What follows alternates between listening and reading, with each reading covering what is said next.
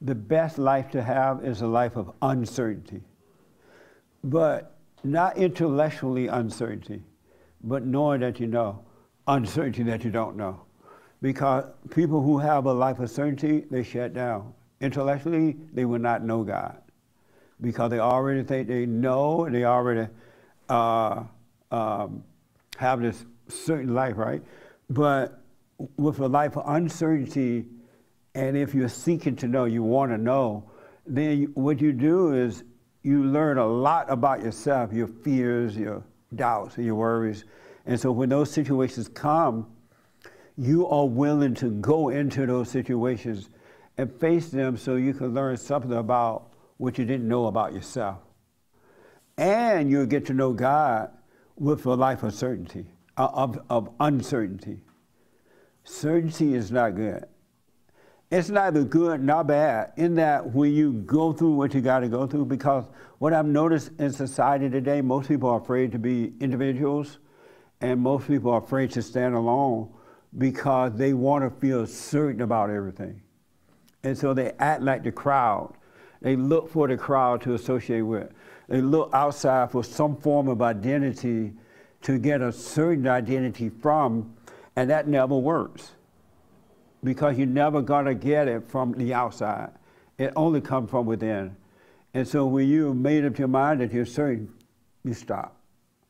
And you stop facing issues in life, you run away from them, you deny them.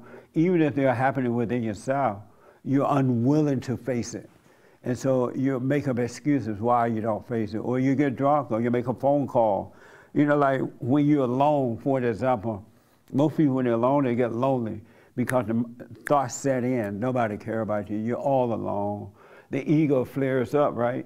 And so instead of facing that uncertainty, going into that storm and shaking and going through it, you make a phone call, or you get high, or you do something to not face the uncertainty.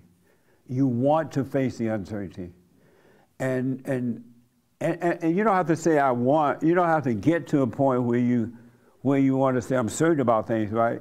But it'll happen naturally, but you will still face things. Somebody mentioned pick up your cross and walk. The uncertain life is the cross that you have to deal with, because it's all ego and it's all not you. And the last thing that most human beings can face is not them, because they have identified with the ego as being themselves. And they don't want to face it. And so they'll make up stuff to keep from facing. You got to face things. Christ faced every issue that he needs to deal with so that we can face it. And the only way you're going to overcome that not you nature, because we are not our thoughts, we are not our feelings, the good ones or the bad ones. We're not them. And unless you face those things, and the best way to face them, of course, is to face them. Go into the storm and face it. Shaking your boots. Listen to Satan tell you, oh, they're thinking this, or they're thinking that, or this gonna happen, or that gonna happen. You gotta learn to face the uncertainty before you would know the truth. And most people are unwilling to do that. That's why we have alcohol. Matter of fact, that's why we have alcoholics and drug addicts, and you're going to all these experts, and they're giving you all the wrong answers. You don't get better. The only way you're gonna get better is you gotta face it. And facing it is not easy if you're not ready to face it. And even if you're ready, it's still rough. You're shaking your boots. But you must be ready to face whatever comes. Then you shall know. Yes, ma'am. Oh, I was going to ask. Oh, hold on 1 minute, I'm sorry.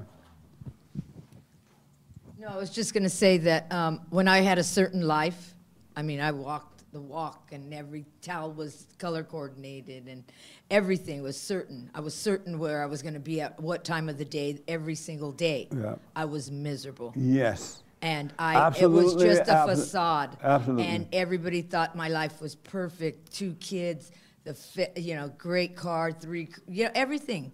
And I was miserable. Every certain person on this earth is miserable. You're just deceiving yourself that you're not, but you're miserable, and you're putting up a front, and you'll never know God. you know about him, as James was saying, intellectually. You'll be able to quote the truth, what you hear others say. Because what I've noticed that I didn't know before, because I wasn't into learning and feeding the intellect, right?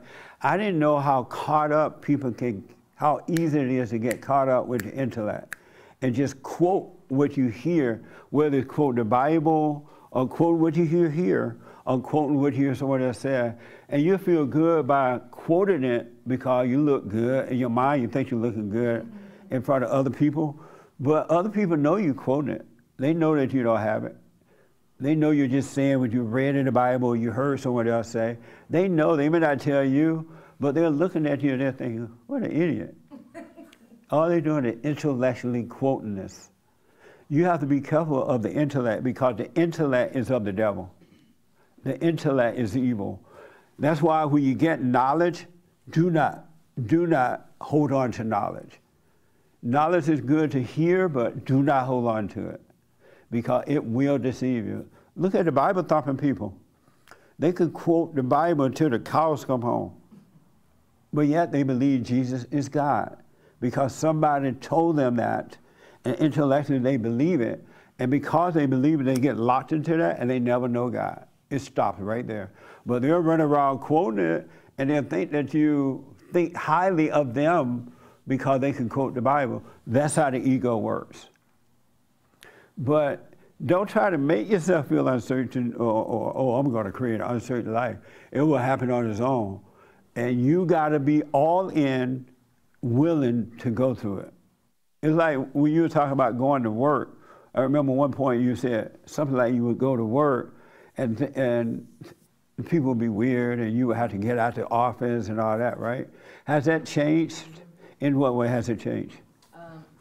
I don't go away from it.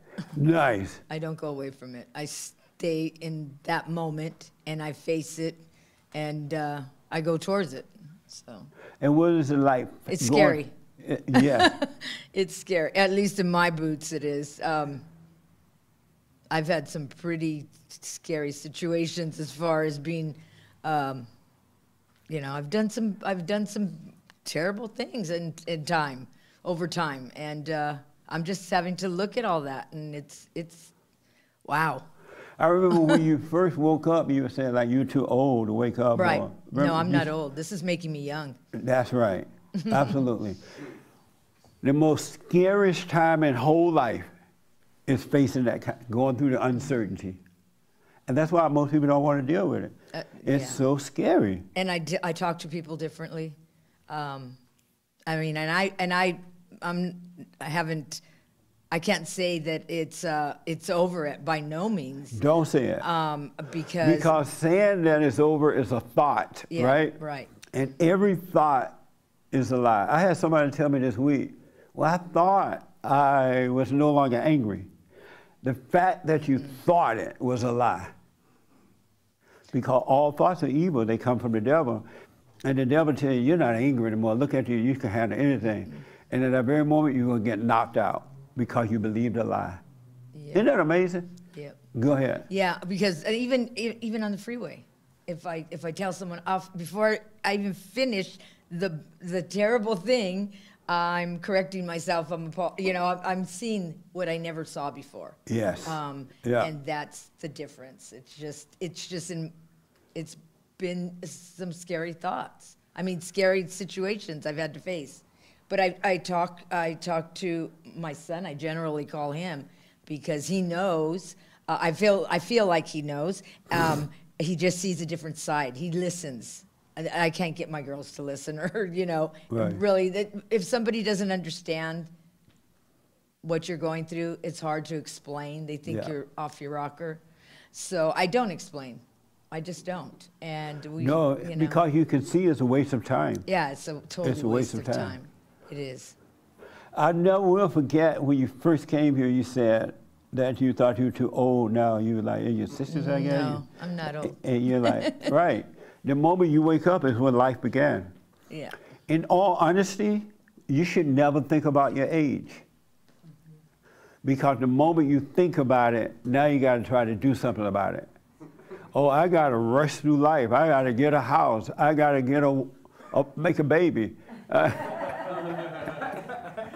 4 more babies. The moment you think about it, because all thoughts come from darkness, and every thought requires something else to be done. It never just allow you to live. It makes you think you got to do something else. It's like comparing yourself to someone. Now you got to try to be better than that person or be like that person.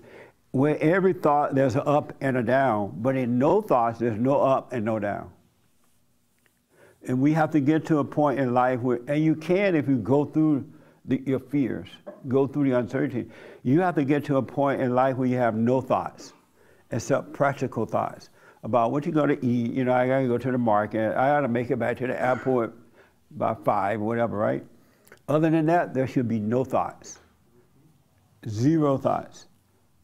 0, because all thoughts come from the devil. And they just set you up. That's why there's an up and a down.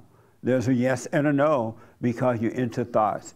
And every thought requires another answer. Isn't that amazing?